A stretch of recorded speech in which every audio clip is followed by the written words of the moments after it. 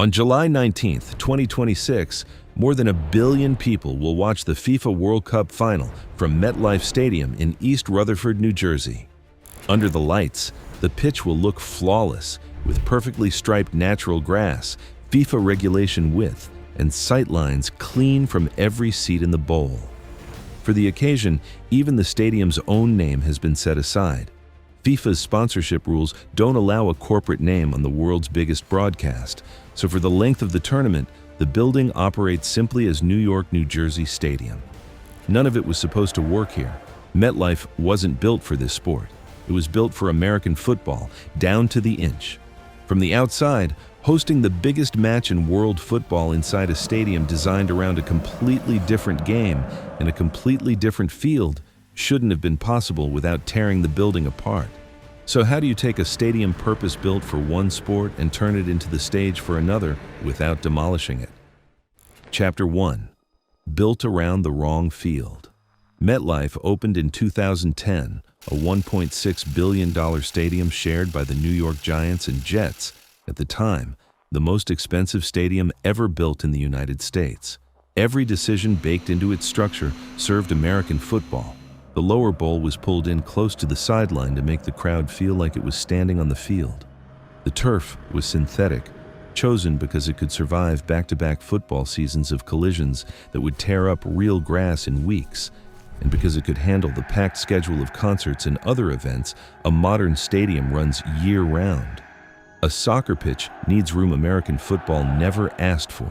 FIFA's field runs 105 by 68 meters, noticeably wider than an NFL field, which measures roughly 110 by 49 meters, including end zones, plus buffer zones for corner kick run-ups, referees, and broadcast cameras.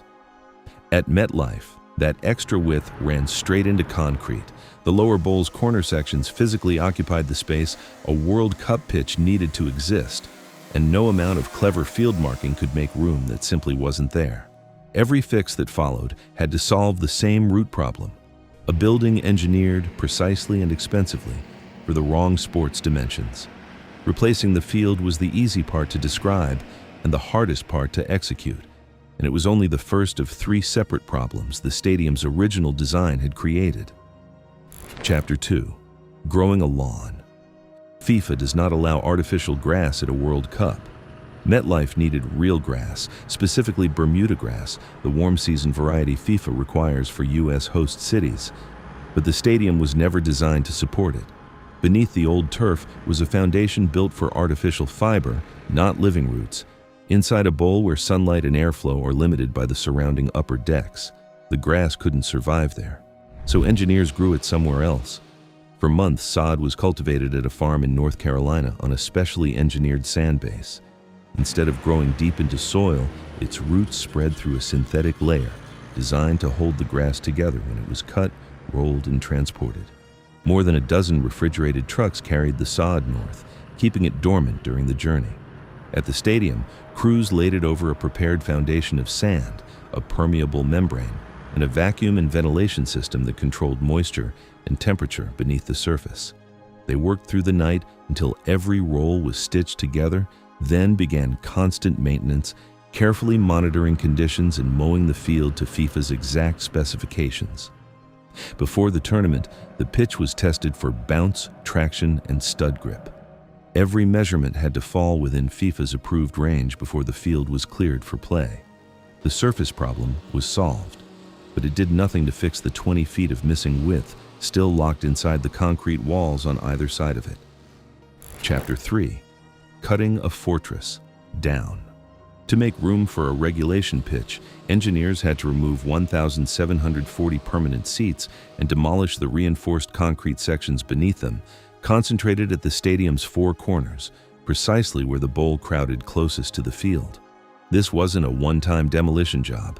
MetLife still had NFL games, concerts, and other events to host through the entire renovation, so the work was split into 2 phases, spanning roughly 2 years, 1 pair of corners at a time, so the building never had to close for a season.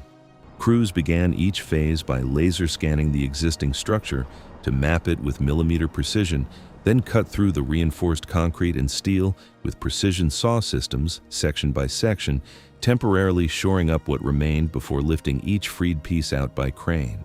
There's a detail here that says something about how seriously the stadium's owners treated the job.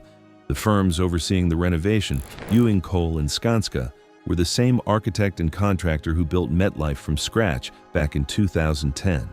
The people unbuilding the corners were, in effect, the same people who had built them tight to the field in the first place, called back 16 years later to undo their own work. Piece by piece, the geometry of a stadium that had been fixed since the day it opened started to change, and for the first time, the building had room for the field FIFA actually required. Chapter 4. A stadium that has to change. Cutting away those seats didn't solve one problem, it created a new one. The Giants and Jets still needed a full-capacity football-tight stadium the moment the World Cup left town, and the stadium's ownership had no intention of permanently sacrificing seats or revenue just to host a few weeks of soccer. Pouring new concrete back into those corners after the tournament was never on the table. The answer was to stop treating the seating as fixed at all. In place of the old corners, engineers installed modular steel seating sections riding on heavy rail systems with hydraulic locks, built to be pushed in tight to the field for football, then retracted outward on command to widen the pitch for soccer without touching a single wall of the stadium around them. Each section was prefabricated off-site, trucked in overnight, and set into position by crane with the same millimeter-level alignment the original demolition had demanded, so the rails and locking points would meet perfectly every single time the system moved. The same structure that solves the World Cup's field width problem in June has to reverse itself completely in time for kickoff of the NFL season just weeks later. There is no slow, careful transition period built into the calendar. The stadium has to go from hosting a global final watched by more than 1 billion people to hosting a home opener in front of 82,000 football fans, and the seats themselves are the mechanism making that possible. MetLife didn't just get renovated for one tournament, it became a stadium engineered to be 2 different stadiums, on command over and over for as long as it stands. Chapter 5. Wrong stadium, right choice. Given the scale of the mismatch, it's fair to ask why FIFA handed its final to a stadium built for an entirely different sport when other candidate stadiums existed. Here's the real answer. MetLife was never rebuilt. It learned how to become 2 different stadiums, and no other venue on FIFA's shortlist could do that. The rest of the case only reinforces it. MetLife sits minutes from New York City's airports, hotel capacity, rail lines, and one of the largest broadcast infrastructures in the world. It had already run a Super Bowl without failure, proof it could handle the security, transportation, and broadcast demands of a global audience.